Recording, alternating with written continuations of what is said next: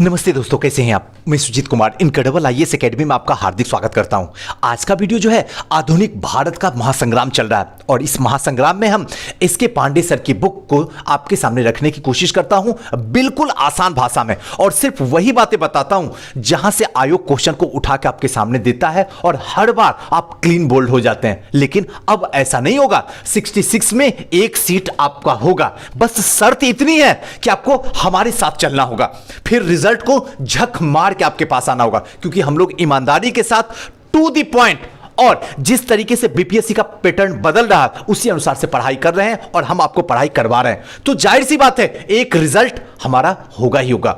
इससे पहले एक बहुत बड़ी इंफॉर्मेशन जो आपको बता दूं कि सितंबर फर्स्ट वीक में बीपीएससी का फॉर्म आ रहा है 66 का।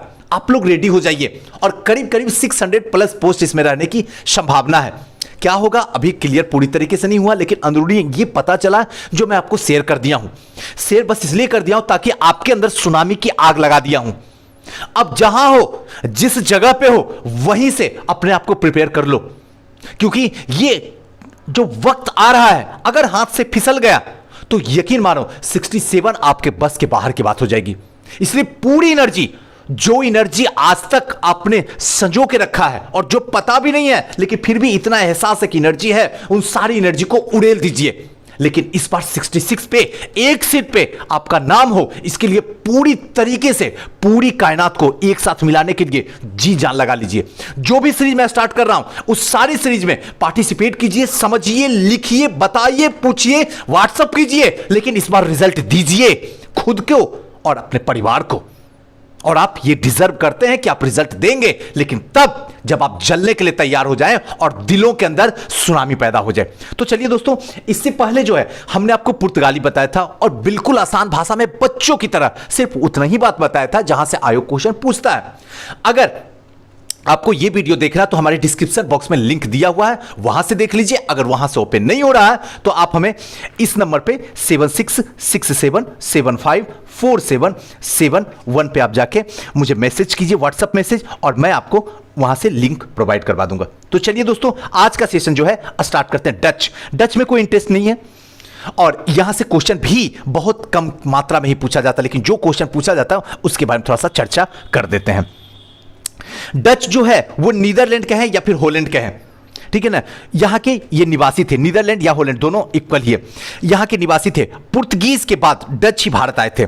1595-96 के आसपास कर्नोलिस हाउटमैन के नेतृत्व में पहला डच अभियान दल जो है पूर्वी जगत में पहुंचा था और सुमात्रा पहुंचकर बॉटम के राजा के साथ संधि करने के इस दल ने सफलता प्राप्त कर ली थी। और 1595 से 1601 के बीच में डचों ने पूर्वी जगत की ओर 15 सामुद्रिक यात्राएं की थी। 1595 से 1601 यानी करीब करीब 6 साल में जो है करीब जो है 15 समुद्रिक यात्राएं की। 1602 में विभिन्न डच कंपनियां मिलाकर United East India Company of Netherland कहें या फिर United East Company of Holland भी कर सकते हैं नाम से विशाल व्यापारिक जो है संस्था की स्थापना की। अब देखिए यहां से क्वेश्चन क्या पूछा जाता है कि डच जो है कहां के निवासी थे। अगर बीपीएससी में है, और कई बार हमने क्लास में भी अपने संस्था जो ऑफलाइन है वहां भी बताऊं कि नीदरलैंड और हॉलैंड, आप अगर हॉलैंड भी बोलते हैं तब भी मैं कहता हूं नहीं, गलत है, नेक्स्ट बोलिए, ताकि आपके दिमाग में सही से रहे कि नीदरलैंड और हॉलैंड दोनों इक्वल है और दोनों ऑप्शन देके बीपीएससी ई ऑप्शन दे देगा और जिसमें आपको फंसा लेगा और आपको कंफ्यूज आ जाएगा, यार हॉलैंड सर तो बोले थे नीदरलैंड, अरे नहीं, नीदरलैंड और हॉलैंड दोनों है, इसलिए ऑप्शन ई मारना होगा। ऐसे कंडीशन में थोड़ा सा बस जागरूक रहना। चलिए, कब आई थी आपको पता, 1595 में। यह चीज हमेशा आपको ध्यान रखना होगा। चलिए अब आते हैं डच नौसेना के नायक जो थे बेदरहेग, सूरत में मालाबार में असफल होने के बाद 1605 में मुसोलिनीपट्टनम में प्रथम डच फैक्ट्री की स्थापना शुरू हुई थी। मुसोलिनीपट्टनम, और इसी को आगे चल के जब देखेंगे तो यहां पे अंग्रेज जब बताएंगे, इसके बाद जब अंग्रेज बताएंगे तो अंग्रेजों की भी पहली कोठी, पहली फैक्ट्री, पहली कंपनी, तीनों इक्वल है। तीनों की स्थापना कहां पे हुई थी? मुसोलिनीपट्टनम में। इसको पहले जो है प्राचीन काल में मछलीपट्टनम कहा जाता था, ध्यान रखिएगा, मछलीपट्टनम। अब जो है मुसोलिनीपट्टनम कहा गया। तो डचों की भी प्रथम फैक्ट्री और अंग्रेजों की भी प्रथम फैक्ट्री मुसोलिनीपट्टनम में। अब एक क्वेश्चन यहां बनता है कि सर मुसोलिनीपट्टनम कहां है, हिंदुस्तान के कौन से राज्य में? तो ध्यान रखिएगा, अगर पत्तनम भूल जाते और क्वेश्चन पूछ देता तो याद कीजिए, विशाखापत्तनम अगर पूछे तो बता सकते हैं ना, हाँ सर आंध्र प्रदेश में, बस ये आंध्र प्रदेश में, ये पत्तनम जो भी लगा रहे सारा का सारा जो है आंध्र प्रदेश में। क्लियर है ना। चलिए, दूसरी डच फैक्ट्री जो कि पेतोपोलो यानी कि निजामपट्टनम में स्थापित किया गया और 1610 ईस्वी में डचों ने चंद्रगिरी के राजा के साथ समझौता करता है। तो ये इंपॉर्टेंट है, ध्यान रखिएगा, क्वेश्चन पूछा 1610 ईस्वी में डच जो है कौन से राजा के साथ में समझौता करता, तो चंद्रगिरी के राजा के साथ में समझौता करके पुलिकट एक अन्न फैक्ट्री की स्थापना करता। पुलिकट में जो है एक अन्न फैक्ट्री की स्थापना होता और इसका मुख्यालय भी अपना बनाया गया था। डचों ने यहां अपना स्वर्ण सिक्के पगोडा ढाले थे। स्वर्ण सिक्का जो ढाला गया था तो कहां पे, तो पुलिकट में। ये बहुत इंपॉर्टेंट है, ध्यान रखिएगा।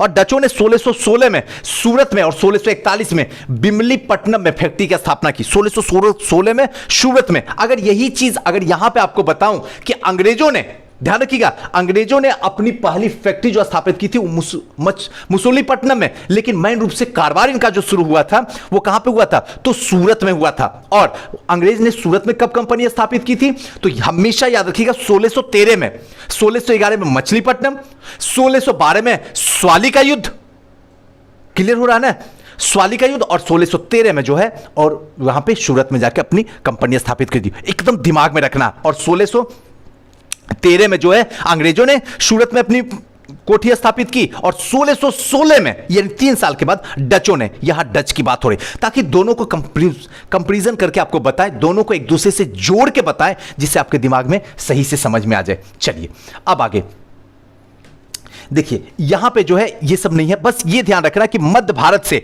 नील और मध्य भारत से कच्चा रेशम, बिहार और बंगाल से सोरा और नमक, ये बहुत इंपॉर्टेंट है।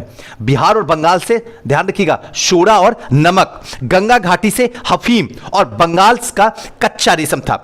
भारत से भारतीय वस्त्र का निर्यात की वस्तु बनाने का श्रेय डचों को दिया जाता है। ये ध्यान रखिएगा, जो भारत से भारतीय वस्त्र जो है उसको निर्यात की वस्तु बनाने का श्रेय जो है वो डचों को ही जाता है। एकदम इंपॉर्टेंट है, ध्यान रखिएगा। और 1759 में अंग्रेजों से बेदरा, ध्यान रखिएगा, बेदरा कई जगह बेदरा भी रहता लिखा हुआ, उससे कोई घबराने जरूरत। तो बेदरा का युद्ध कहां पे हुआ था, तो बंगाल में। और यही चीज ध्यान रखिएगा, बेदरा का युद्ध जो हुआ था वो उसमें क्या हुआ था, अंग्रेज और डच, ध्यान रखिएगा, अंग्रेज और डच दोनों लड़े थे। बेदरा का युद्ध बंगाल में हुआ था और ये युद्ध लड़ने के बाद में डच पराजित हुए और यहीं से डच की सारी शक्तियां समाप्त हो जाती है, डच का सूरज डूब जाता है। और एक दूसरा स्वाली, ये दोनों इंपॉर्टेंट है, ध्यान रखिएगा। स्वाली का युद्ध, ध्यान रखिएगा, स्वाली का युद्ध कहां हुआ था, तो सूरत में हुआ था, ध्यान रखिएगा। यानी कि अगर कह सकते हैं तो गुजरात में कह सकते हैं। स्वाली का युद्ध किसके बीच में हुआ था, तो पुर्तगाली और अंग्रेजों के बीच में हुआ था। कब हुआ था, तो 1612 में हुआ था। किसके लिए हुआ था, क्योंकि कंपनी स्थापित करनी थी सूरत में, इसके लिए हुआ था। क्लियर हो रही ना बात को। अब बस यहीं पे इसको खत्म कर देना, आगे इसमें कोई भी इंटरेस्टिंग पार्ट नहीं है। चलिए आते हैं अंग्रेज पे। क्लियर है ना, जितनी बातें बोल रहा हूं सबकी सब ऑथेंटिक बोल रहा हूं, इसको आपको पकड़ना है।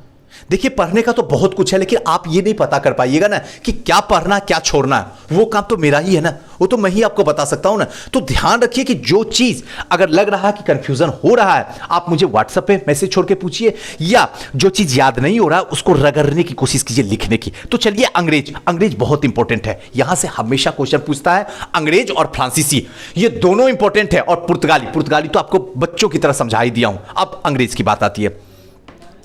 भारत में अंग्रेजों का आगमन जो है डचों के बाद होता है। अभी डच खत्म हुआ, बेदरा के युद्ध में डचों को जो है पूरी तरीके से पराजित किया गया, क्लियर हो गया। उसके बाद डच की समाप्ति होती है और अंग्रेजों का आगमन होता है। क्लियर हो रहा है ना, यानी कि अंग्रेजों का आगमन जो है डचों के बाद होता। हालांकि ईस्ट इंडिया कंपनी की स्थापना डच ईस्ट इंडिया कंपनी से पहले ही हो चुकी थी, और सितंबर 1599 में लंदन के कुछ व्यापारिक ने लॉर्ड मेयर की अध्यक्षता हो रही थी, उसमें जो है पूर्वी द्वीप समूह के साथ व्यापार करने की योजना तैयार करना शुरू कर देते हैं, और देश के साथ व्यापार करने के आशय 1599 में यह कंपनी गठन किया जाता। अब देखिए यहां पे 2-3 चीज है जो आपको जानना है, यहां पे नहीं है लेकिन आपको समझा दूं कि जब अंग्रेज ईस्ट इंडिया कंपनी स्थापना हो रही थी, ब्रिटिश ईस्ट इंडिया कंपनी स्थापना हो रही थी, तो उस समय जो है भारत के मुगल शासक कौन थे, तो याद रखिएगा अकबर थे, ठीक है ना, अकबर थे। और जब कंपनी आई थी इंडिया तो उस समय कौन थे, तो याद रखिएगा जहांगीर थे, एकदम याद रखिएगा। जब कंपनी वहां बनी थी तो उस समय कौन थी, तो महारानी एलिजाबेथ थी जब कंपनी बनी थी। जब अधिनियम चार्टर लिया गया था 15 वर्षों के लिए, तो उस समय जो रानी थी वहां की ब्रिटिश की, वो कौन थी, तो रानी एलिजाबेथ थी। और उसके बाद रानी एलिजाबेथ की मृत्यु 1603 में होती है, और यहां पे जो अकबर की मृत्यु होती है 1605 में होती है, वहां पे रानी एलिजाबेथ की मृत्यु होती है, उसके बाद जेम्स प्रथम वहां का राजा बनता। बहुत इंपॉर्टेंट बात है, इसको पकड़ लीजिएगा। और यहां पे जैसे ही अकबर 1605 में बढ़ता, उसके बाद उसका पुत्र जो है जहांगीर वो शासन में चलाता। तो ध्यान रखना है इसी बात को। अब आगे की कहानी, अंग्रेज का जो कंपनी है उसकी प्रारंभिक समुद्री यात्रा सुमात्रा, जावा, मलक्का के लिए हुई थी स्टार्टिंग में, और इनका उद्देश्य था कि मसाला व्यापार का एक हिस्सा को प्राप्त करना। 1601 में कंपनी ने जहाज इंडोनेशिया के रास्ते जो है द्वीप पर मसाला द्वीप पे पहुंचता है, इंडोनेशिया में मसाला द्वीप है वहां पे पहुंचता है, और भारत के व्यापारिक कोठियों को कायम करने का पहला प्रयास 1608 में किया जाता है। सबसे पहला प्रयास 1608 में होता है, और किसके द्वारा होता है? 1599 में चलती है, और 1608 में पहला प्रयास होता है कि कंपनी की स्थापना हिंदुस्तान में किया जाए हॉकिंस के द्वारा। ध्यान रखिएगा। और इसका नेतृत्व जो है वो हेक्टर नामक पहला अंग्रेज जहाज 1608 में सूरत के बंदरगाह पर आकर रुका था। पहला हॉकिंस पहला अंग्रेज था जिसने समुद्री के रास्ते से भारत की भूमि पे कदम रखा था। हॉकिंस, और हॉकिंस अगर भूल जाइएगा तो सबके घर में हॉकिंस का प्रेशर कुकर जो सबसे महंगा सबसे बेहतरीन होता है, तो इस तरीके से आप याद रखिएगा। क्लियर हो रहा है? पहला ऐसा था अंग्रेज जिसने भारत की भूमि पे कदम रखा था, हॉकिंस, जो तुर्की भाषा बोल सकता था। ध्यान रखिएगा, कई बार क्वेश्चन पूछता है कि हॉकिंस जो है कौन सी भाषा बोलता था, तो तुर्की भाषा। लेकिन सच बात है कि तुर्की और फारसी दोनों भाषा बोलता था।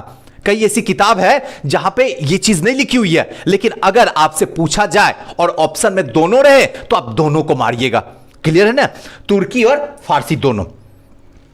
अकबर के नाम से जेम्स प्रथम का पहला पत्र लेकर मुगल बादशाह जहांगीर के दरबार में पहुंचता है। अकबर के नाम से लेकर पहुंचता, क्योंकि अभी पता नहीं होता कि अकबर हैं भी या चले जा चुके हैं, क्योंकि 1603 में जो है जैसी एलिजाबेथ की मृत्यु होती है उसके बाद जेम्स प्रथम बनता है, अकबर के नाम पे लिखा जाता है, लेकिन जब तक पहुंचता है तब तक पता चलता है अकबर अब नहीं रहे। अब यहां के बाद पत्र लेकर मुगल बादशाह जहांगीर के दरबार में पहुंचता। अकबर के नाम से रहता, लेकिन जब तक पहुंचता तब तक पता चलता अकबर चले जाते हैं, जहांगीर उस दरबार में शासक बना रहता। दरबार में उसने फारसी भाषा में बात की। ध्यान रखिएगा, फारसी भाषा में बात की। तुर्की भाषा भी बोल सकता था, और यहां पे बात हो रही है फारसी भाषा में। जहांगीर ने उसे क्या करता है? 400 मनसब प्राप्त कर देता है। हॉकिंस 400 मनसब का क्या मतलब होता है कि आपको रैंक प्राप्त कर देता है, रैंक दे देता है, रैंक वाइज। अगर यहां पे रैंक वाइज आपको समझाए कि सर मनसब समझ में नहीं आता, जरा समझा दीजिए, क्योंकि आप बोल के निकल जाइएगा तो फिर हम ढूंढेंगे कहां पे मनसब। मनसब का मतलब होता है कि मान लीजिए कि अभी आप लोग बीपीएससी का एग्जाम दिए और सारे 10 लोग हैं, 10 के 10 सेलेक्ट हो गए, लेकिन इतना तो कंफर्म है कि 10 के 10 का रैंक ऊपर नीचा होगा। तो ऊपर नीचा रैंक होगा, जिसका रैंक टॉप में होगा उसको एसडीएम पोस्ट मिलेगा, उसके बाद जो है आपका डीएसपी का मिलेगा, उसके बाद फिर धीरे धीरे नीचे घटता हुआ चला जाएगा। तो सबको तो नहीं मिल सकता। तो ऐसे ही जो मनसब था वो रैंक वाइज था किया हुआ। ध्यान रखिएगा, रैंक वाइज क्या होता है कि भाई तुम लोग जो है करो। और इस समय जो है जहांगीर जो है पुर्तगाली से पंगा नहीं ले सकता है। क्यों नहीं ले सकता है? क्योंकि उसके कॉटेज पूरे समुद्र, जो समुद्री क्षेत्र है, जो पानी वाला क्षेत्र है, उस पर कब्जा किसका है? पुर्तगालियों का है। और पुर्तगालियों का इतना बड़ा दबदबा रहता है जिसको हम कहते हैं अकबर द ग्रेट। उसका भी जहाज अगर निकलता था हिंद महासागर में तो कॉटेज लेना पड़ता था, अलग बात है टैक्स नहीं देना पड़ता था। और ऐसे कंडीशन में जहांगीर भला क्या पुर्तगाली को छोड़ के अंग्रेज को दे सकते हैं? है संभव? कभी संभव नहीं। तो इसके लिए कहा कि भाई ऐसा नहीं हो सकता, 400 तुम मनसब रख लो। बात को समझना है। अब हॉकिंस ने अंग्रेजों के लिए सूरत में एक पहली कोठी खोलने की अनुमति मांगा। उसके बोला कि भाई एक काम करो, मुझे सूरत में एक कंपनी खोलने की आज्ञा दे दो। लेकिन यहां पे जो जहांगीर बैठा हुआ वो कह रहा नहीं नहीं नहीं, ऐसा नहीं होगा, इसके लिए आपको परमिशन जो है पुर्तगालियों से लेना पड़ेगा। और हॉकिंस ने अंग्रेजों के लिए सूरत की पहली कोठी तो मांग की, लेकिन अनुमति प्रदान कर दी गई थी। किंतु पुर्तगीज जो है शत्रुतापूर्ण कारनामे और सूरत के सौदागर के विरोध के कारण जो है यह अनुमति रद्द कर दी। उसके बाद पुर्तगीज जो आए और पूरे तरीके से जो है इसका विरोध करना शुरू करते हैं और यह अनुमति रद्द कर दी जाती है। फिर 1611 में कैप्टन मिल्टन ने स्वाली में पुर्तगालियों के जो जहाज है, बेड़े हैं, उसको परास्त करता है। पुर्तगाली स्वाली में ही जो है पुर्तगालियों के जहाज होते हैं उसके बेड़े को परास्त कर देता। कब? 1611 की कहानी है। एकदम ध्यान से पकड़ना सब बातें को, एकदम ध्यान से, सब कुछ समझ में आ जाएगा। अभी आप 21वीं सदी में जिंदगी नहीं जी रहे हैं, बल्कि आपको हमने 17वीं सदी में लाके खड़ा कर दिया हूं। ध्यान रखिएगा, 17वीं सदी का मतलब 1600 के आसपास लाके खड़ा कर दिया। 1611 की कहानी है और पूरे तरीके से सूरत में, गुजरात में आप बैठे हुए हैं, हम आपको कथा कह रहे हैं और आप सुन रहे हैं। पूरे तरीके से समझिए। यहां पे जो कारखाना है वहां पे अनुमति नहीं मिलता है, उसके बाद जो है सूरत की जो अस्थायी कारखाना वहां पे अनुमति दी जाती है। लेकिन अब क्या होता है, मिल्टन में स्वाली में पुर्तगाली की जहाज बेरू को परास्त कर देता है, जो जहाज होता है उसको परास्त करता, लड़ता है, और पुर्तगाली को पराजित करने के कारण जहांगीर जो है अंग्रेजों से जो प्रभावित हुआ और 1613 में इसने अंग्रेज को सूरत में अस्थायी। उसके बाद यहीं पे जो है स्वाली का युद्ध होता है। कहां पे? सोच से स्वाली, सोच से सूरत। और सूरत कहां है? तो गुजरात में है, याद रखिएगा। 1611 में मछलीपट्टनम में ये अपनी पहली कंपनी खोली जाती है, जिसको कहते हैं मुसोलीपट्टनम भी अभी। लेकिन वहां पे काम नहीं बनता, क्योंकि इनका टारगेट होता कि किसी भी हालत में हमें सूरत में खोलना है, क्योंकि जो महाराष्ट्र और गुजरात वाला क्षेत्र है, समुद्री इलाका, यहां पे व्यापार वाणिज्य करने का सबसे आसान तरीका है, आसान रास्ता, यहां से ज्यादा मुनाफा कर सकते हैं और कम से कम खर्च में किया जा सकता। तो इनका टारगेट तो था कि किसी भी हालत में गुजरात में करना है। और फाइनली 1612 में जो है ये स्वाली का युद्ध होता है, पुर्तगालीज को बुरी तरीके से पीटा जाता है। उसके बाद यहां पे जो है जहांगीर समझ जाता है इस बात को कि चलो अब तो इनसे ज्यादा बहुत ताकतवर हैं, और 1613 में जो है अंग्रेज को सूरत में अपनी अस्थायी कारखाना स्थापित करने की अनुमति दे दी जाती है। अब यहां के बाद आगे, अब थोड़ा सा आगे बढ़ते हैं, उसके बाद देखते हैं। यहां के बाद आगे चले बाद स्थानीय अधिकारी भी बार बार रुपए की मांग करने लगते, और इन बातों से तंग आकर अंग्रेज ने 1626 ईस्वी में अमरावा गांव के एक दूसरी कोठी खोल दिया जाता। 1626 में पहली कोठी जो खुलती, कहां पे खुलती है? तो याद रखिएगा, मुसोलीपट्टनम में। दूसरी कोठी कहां पे खुलती है? तो सूरत में। लेकिन कामकाज जो शुरू होती पहली कोठी की, वो कहां पे होती है? तो सूरत में होती है, याद रखिएगा, पहली। और दूसरी कोठी इन्होंने क्या करता? 1626 में उमरावा में दूसरी कोठी खोली जाती है। अरबामा गांव जो कि पुलिकट की डच बस्ती के कुछ जो मील पर उतरा था, और यहां भी उन्हें विविध असुविधा का सामना करना पड़ता है। ठीक है ना? चलिए आते हैं आगे। देखिए, एक बात मैं आपको क्लियर बता दूं कि एस के पांडे सर की बुक नो डाउट बहुत औसम बुक है, लेकिन इसकी सब बातें अगर बताना शुरू कर दूंगा तो यह कहानी एक साल में भी बनने वाली नहीं है। अगर पर डे वीडियो डालूं तब भी बता रहा हूं, इसलिए हम वही पार्ट को आपके सामने लाने की कोशिश करेंगे जो इंपॉर्टेंट है, और जहां से आयोग बार बार क्वेश्चन पूछता है, और 66 में भी क्वेश्चन पूछेगा, और इसका बांधगी हम तब देंगे जब आप एग्जामिनेशन हॉल से बाहर निकलिएगा। अगले दिन बता देंगे इस वीडियो में इतना बज के इतने टाइम पे, देखो मैंने बताया हूं कि नहीं बताया हूं।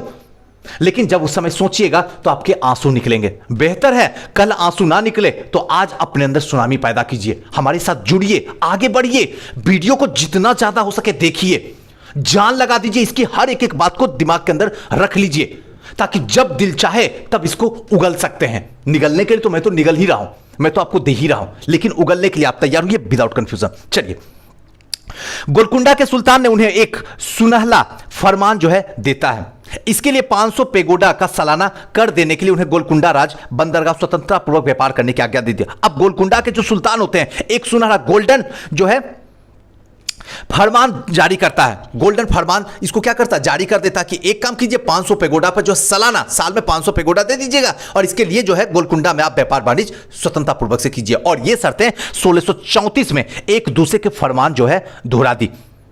किंतु अंग्रेजी व्यापार ने अस्थायी अधिकारियों की मांग से पिंड न छूटा, इसलिए वे एक अधिक लाभप्रद स्थान खोजने में लगे हुए थे। लेकिन जिस तरीके से इनको कर पे कर अंग्रेजों को देना पड़ रहा था, इससे ये आजिज हो गए थे, इससे ये परेशान हो गए थे। इनके दिमाग में था कि ये सोने की जो चिड़िया है हिंदुस्तान, इससे ज्यादा काम धेनु गाय की तरह इसको बना के जो है हासिल किया जाए। लेकिन यहां पे उल्टा ही हो रहा था, यहां ज्यादा से ज्यादा इनको कर दिया जा रहा था। अब ये परेशान होकर वैसे जगह की तलाश कर रहे थे जहां से इनके सपने पूरे हो सकें, इसलिए वे एक अधिक लाभप्रद स्थान को खोजने में लगे हुए थे। 1639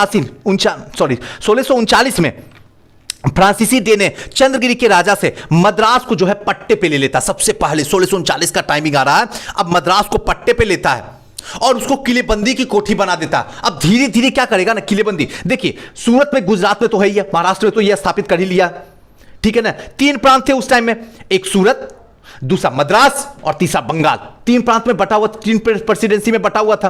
अब सूरत में तो इन्होंने कोठी खोली दिया था। चंद्रगिरी में जो था, जो कि मद्रास को जो है चंद्रगिरी के राजा से जो है मद्रास को पट्टे पे लेके इसको पूरी तरीके से जो है किलेबंदी कर देता है। और देखते देखते मद्रास को भी, देखते देखते बंगाल में भी क्या करता है, पूरी तरीके से कोठी बना लेता है। और वहां भी जैसे मद्रास में जो है फोर्ट सेंट जॉर्ज जो है बना लेता है, कोठी का नाम होता है, किलेबंदी कर लेता है, जिसको फोर्ट सेंट जॉर्ज के नाम पे नाम रखा जाता है। फोर्ट सेंट जॉर्ज जो है शीघ्र ही कोरोमंडल समुद्री तट पर अंग्रेज की बस्तियों का मुख्यालय बन जाता है। जो कोरोमंडल तट है ना, उसका मुख्यालय जो बनता है जो फोर्ट सेंट जॉर्ज, ध्यान रखिएगा, फोर्ट सेंट जॉर्ज। क्लियर हो रहा है ना? बस्तियों का इसका मुख्यालय बना लेता कोरोमंडल तट पर, क्योंकि यहां से भी व्यापार वाणिज्य किया जाएगा। क्लियर हो रहा है? अब सेंट फोर्ट जॉर्ज शीघ्र ही कोरोमंडल समुद्री तट पर अंग्रेजी बस्तियों का मुख्यालय बनता और मुसोलिनीपट्टनम से आगे निकल गया। अब यह आगे निकल जाता। 1615 में सर टॉमस रो जो है जहांगीर के दरबार में आता है।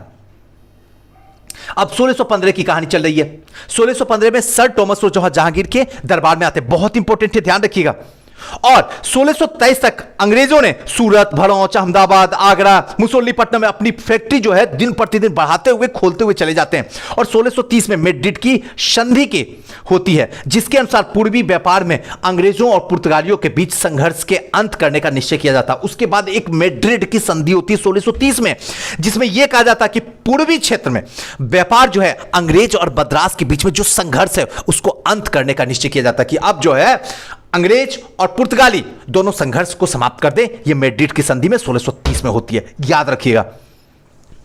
1634 में सूरत कोठी में जो है अंग्रेज अध्यक्ष तथा गोवा के पुर्तगाली वायसराय ने मिलकर एक समझौते पर हस्ताक्षर होता है। 1630 में मैड्रिड की संधि, 1634 में सूरत की एक कोठी में अंग्रेज के अध्यक्ष और गोवा के पुर्तगाली जो वायसराय हैं उन्होंने मिलकर एक समझौते पर हस्ताक्षर होता है, जिसके द्वारा भारतीय व्यापार में अंग्रेज एवं पुर्तगाली के व्यापारिक से सहयोग की सुरक्षा प्राप्त हुई। और 1642 में पुर्तगाली शासन जॉन चतुर्थ ने इंग्लैंड के राजा चार्ल्स प्रथम से सूरत और गोवा समझौता की पुष्टि कर दी जाती है। अब यहां के बाद इंटरेस्टिंग होती है।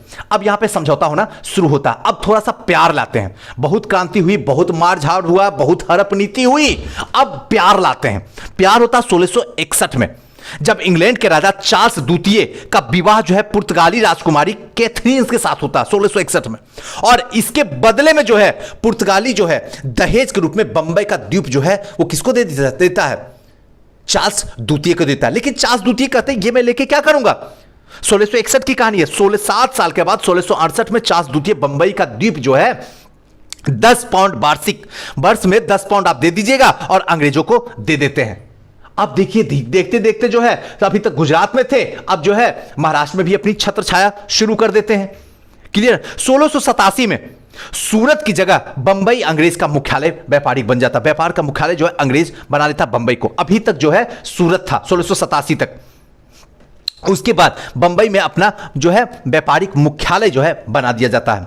अंग्रेज ने 1630 के बाद उत्तर पूर्व में अपने प्रभाव में वृद्धि करता है। उसके बाद 1630 का समय आता है, उत्तर और पूर्व ये दोनों क्षेत्र में जो है बहुत हद तक वृद्धि करना शुरू करता है। 1633 में उड़ीसा में महानदी के मुहाने पर स्थित हरिहरपुर, ध्यान रखिएगा कई बार क्वेश्चन पूछता हरिहरपुर कहां है, तो उड़ीसा में महानदी के मुहाने पर स्थित हरिहरपुर तथा बालासोर में व्यापारिक कोठियां जो है कायम हो जाती है। अब सीधे सीधे ये लोग कहां जा रहे हैं? पूर्वी क्षेत्र की ओर बढ़ना शुरू कर दिए हैं। यानी कहां पे? हरिहरपुर जो कि महानदी के मुहाने पे है, और बालासोर ये भी उड़ीसा में ही होता है। यहां पे व्यापारिक कंपनियां स्थापित होना शुरू है। यानी अब देखते देखते हिंदुस्तान के हर शहर में इनकी व्यापारिक कोठियां शुरू हो जाती है। एक कोठी हुगली में ब्रिजमैन के अधीन जो है खोली जाती है। हुगली में 1651 में जो है हुगली में कोठी खोली जाती है। इसके बाद पटना, ढाका, कासिम बाजार में भी कोठियां धीरे धीरे खुलना शुरू होती है। और इस समय बंगाल में अंग्रेजी व्यापार का जो मुख्य वस्तुएं थी वो रेशम थी, फुटकर बेचने की सूती कपड़े थे, सोना थे और चीनी थी। क्लियर हो रही है? कहीं पे कोई कंफ्यूजन हो तो प्लीज कमेंट कीजिए, ताकि मैं नेक्स्ट वीडियो में और उसको क्लियर कर सकूं। मैं अपने तरीके से 100% देता हूं, 110%। लेकिन अगर हो सकता कुछ कमियां हो तो आप मुझे बताइएगा। हां, एक कमियां मैं भी समझता हूं कि मैं थोड़ा तेज बोलता हूं। तेज इसलिए बोलता हूं क्योंकि समय की नजाकत हमें तेज बोलने पे मजबूर करती है, क्योंकि वक्त हम लोगों के पास किसी के पास नहीं है। ना तो मेरे पास है, ना तो आपके पास में। हमारे पास भी लिमिट वक्त है, इसी लिमिट वक्त में सब कुछ करना है। आपके पास भी लिमिट वक्त है, उसी में आपको सब कुछ करना है। हमारे पास भी रिस्क है, अगर थोड़ा सा गड़बड़ हुआ तो सब कुछ कूड़ा हो जाएगा। आपके पास भी रिस्क है, अगर एक बार ये 66 हाथ से गया तो न जाने कितने साल पीछे हो जाएंगे, आपको पता भी नहीं चलेगा। कितने तो ऐसे स्टूडेंट हैं जिनका एज और अटेम्प्ट दोनों समाप्त हो जाएगा। तो ऐसे कंडीशन में ऐसा नहीं है कि रिस्क आप ही के साथ है, रिस्क हम भी खेल रहे हैं, रिस्क हम भी झेल रहे हैं। तो चलिए आगे आते हैं। अब सीधे सीधे सब जगह हो गया। अब आते हैं बंगाल में अंग्रेजी शक्तियों का विकास होगा। अगर हिंदुस्तान सोने की चिड़िया थी तो उसमें बंगाल जो था वो सोने का दिल था। उस चिड़िया में जो दिल थी वो कौन थी? बंगाल थी। ये पता था कि बंगाल ही वो क्षेत्र है जो सब रूप से परिपूर्ण है, एक तरीके से कामधेनु गाय है। जितना दूह सकते हो दूह लो, जितना ले सकते हो ले लो, क्योंकि अनलिमिटेड है रिसोर्सेज, चाहे वो नेचुरल हो चाहे इंसान के द्वारा बनाया गया हो, अनलिमिटेड है। जितना ले सकते हो लूट लो। अब आते हैं कैसे होता है। बंगाल में सर्वप्रथम अंग्रेजों का व्यापारिक जो छूट होती है वो 1651 में प्राप्त होती है, जब ग्रेबियन वांटम ने बंगाल के सूबेदार शाह शुजा के साथ जो है दरबारी चिकित्सक के रूप में रहता है। एक लाइसेंस अंग्रेजी कंपनियों के लिए प्राप्त किया जाता है। इसके द्वारा 3000 रुपया वार्षिक कर के बदले में कंपनी को बंगाल, बिहार, उड़ीसा में मुफ्त व्यापार करने की अनुमति दे दी जाती है। और 1656 में एक दूसरा मिशन मंजूर किया जाता है, जिसके तहत बिना बाधा के अंग्रेज को व्यापार करने की अनुमति पुनः पुष्टि की गई। किंतु शुजा के उत्तराधिकारियों ने इस निशाने को अपने ऊपर लाजमी नहीं समझा। इन्होंने इस बात की मांग की कि अंग्रेज अपने बढ़ते व्यापार के कारण दूसरे सौदागर के समान ही कर दें, और व्यापार के शाइस्ता खान ने 1672 में, ध्यान रखिएगा, 1672 में फरमान प्राप्त किए और उसे जो है उस कर को अदा करने से मुक्ति मिल जाती है। बादशाह औरंगजेब, अब देखिए कहानी यहां से घूमने वाली है। अब धीरे धीरे क्या होता है, बंगाल, बिहार और उड़ीसा तीनों एक ही प्रांत में उस टाइम में थी। ये कहानी जो चल रही है आपकी 17वीं सदी की चल रही है। आप भी अब समझ रहे हैं क्योंकि कई बार मैंने बोल चुका हूं। अब यहां पे है, अब धीरे धीरे इनको बंगाल में चाहिए, और 3000 रुपया वार्षिक, जहां पे अरबों खरबों की दौलत है, जो खुद कामधेनु गाय है, वहां पे 3000 रुपया में वार्षिक व्यापार करने की छूट। ये कितना बड़ा मजाक है, जिसका खामियाजा आज तक इस आधुनिक युग में 21वीं सदी तक हम लोग को जो है देना पड़ रहा है, खामियाजा भुगतना पड़ रहा है। ऐसा नहीं कि आज भी हम नहीं भुगत रहे हैं, भुगत रहे हैं। अब यहां के बाद थोड़ा सा आगे आते हैं। यहां तक कुछ भी नहीं, चुंगी उंगी लगा दिया जाता है, इसमें कुछ भी नहीं करने का है। अब देखिए सीधा आते हैं कहां पे, जो सबसे इंपॉर्टेंट है। अब देखिए यहां ये बर्धमान जिले, ये भी बंगाल का एक जिला है। बर्धमान जिले में एक जमींदार शोभा सिंह है, ध्यान रखिएगा, शोभा सिंह एक जमींदार है जिन्होंने विद्रोह के कारण अंग्रेजों को 1696 में अपनी नई कोठी किलेबंदी की अनुमति मिल गई। ये विद्रोह करते हैं शोभा सिंह, जिसकी वजह से 1696 में एक कोठी को किलेबंद करने की अनुमति इन्हें मिल जाता है। और बंगाल के सूबेदार अजीम उस शान ने 1698 में अंग्रेज को सूतीनाता, कालिकाता और गोविंदपुर नामक 3 गांव को है जमींदारों को प्रदान कर दी। इसके बदले उन्होंने इस गांव के मालिक को 1200 रुपये देने पड़ता है, और इसके बदले जो है ये 3 गांव सूतीनाथा, कालिकाता और गोविंदपुर, तीनों के तीनों कहां थे? बंगाल में थे। इन तीनों के बदले 1200 रुपया वार्षिक जो है कर के रूप में वो गांव के जमींदार को दिया जाता था, जिनका जमीन लिया जाता था। अब यहां के बाद इंग्लैंड के सम्राट के समान उक्त किलाबंदी व्यवसायिक प्रतिष्ठान के नाम से फोर्ट विलियम रखा गया था। अब यहां भी किलेबंदी, जैसे सेंट जॉर्ज फोर्ट जो आपका देखिएगा महाराष्ट्र, यहां क्या कहते हैं, चंद्रगिरी के राजा से मद्रास पट्टे पे जब अंग्रेज लिया था तो उसको किलेबंदी कर दिया था मद्रास को, जो कि कोरोमंडल तट पे था। किलेबंदी जो कर दिया था सेंट जॉर्ज फोर्ट को। अब यहां के बाद बंगाल आ गया है। बंगाल में भी फोर्ट विलियम रखा गया, जो पूरी तरीके से किलेबंदी कर दिया गया, जिसका नाम फोर्ट विलियम रखा जाता। सर चार्ल्स आयर इसका प्रथम जो है, यानी कि या कहें तो पहले प्रेसिडेंट हुआ। 1700 में यह पहला प्रेसिडेंस नगर घोषित होता। कौन? तो बंगाल घोषित हो जाता पहला प्रेसिडेंसी नगर। बहुत इंपॉर्टेंट है, ध्यान रखिएगा। 1700 तक हम लोग पहुंच चुके हैं। अब जो है कहानी पूरी तरीके से मुड़ने के लिए तैयार हो चुकी है। अब जो है शाही फरमान मिलना शुरू होगा। बाकी ऊपर में कोई इंपॉर्टेंट नहीं, सबसे बड़ा शाही फरमान मिलना शुरू होगा। अब कहानी सीधे 1717 में चले आते हैं। थोड़ा सा और बताएंगे। 1717 में आते हैं, फारूक सियार क्या होता है? मुगल बादशाह बनता है, और फारूक सियार जो है किसी बीमारी से ग्रसित हो जाता है, जिसमें जितने भी वैद्य होते हैं, जितने भी हकीम होते हैं, जितने भी देखरेख करने वाले होते हैं, सब हार जाते हैं और कहते हैं अब फारूक सियार आप अल्लाह के प्यारे होने वाले हो। अब यह बात अगर किसी को बोल दिया जाए तो इंसान कितना डर सकता है। सोच लो कि अब हम जिंदगी से जा रहे हैं, और उसी वक्त अगर कोई जिंदगी अगर आपको दे दे तो उसके लिए आप जान निकाल के दे सकते हैं। अगर देखा जाए तो फारूक सियार गलत नहीं किया, लेकिन इतिहास को पूरी तरीके से बदल दिया फारूक सियार। इसके बदले में जो अंग्रेज का दल आता था उसमें डॉक्टर भी होते थे। एक डॉक्टर ने इनका इलाज करते हैं, और इस इलाज के दरमियान ही फारूक सियार ठीक हो जाता है।